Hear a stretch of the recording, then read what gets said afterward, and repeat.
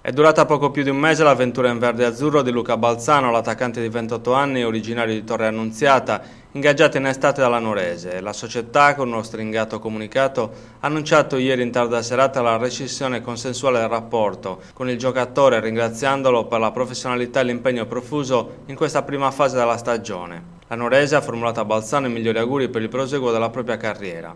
Il bilancio di Balzano in verde e azzurro è di 2 presenze e 2 gol in Coppa Italia contro il Taloro Gavoi, reti che consentirono alla Nuorese di ribaltare al Maristiai il primo tempo terminato sotto di un gol. Marcature che alla fine si sono rivelate decisive per il passaggio ai quarti di finale, visto anche l'esito della sfida di ritorno. In campionato invece Balzano ha accumulato 3 presenze e 0 gol, avendo dovuto saltare la prima giornata per squalifica.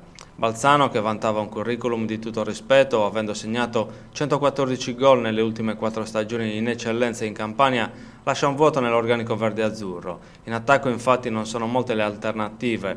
Ora il reparto può contare su Pierpaolo Eliani Edu, Emanuele Alessandri, l'argentino Gonzalo Rodriguez e il brasiliano Dudu. Ma l'impressione è che manchi un attaccante che possa andare in doppia cifra, un bomber che garantisca una sicura finalizzazione del gioco espresso dalla squadra.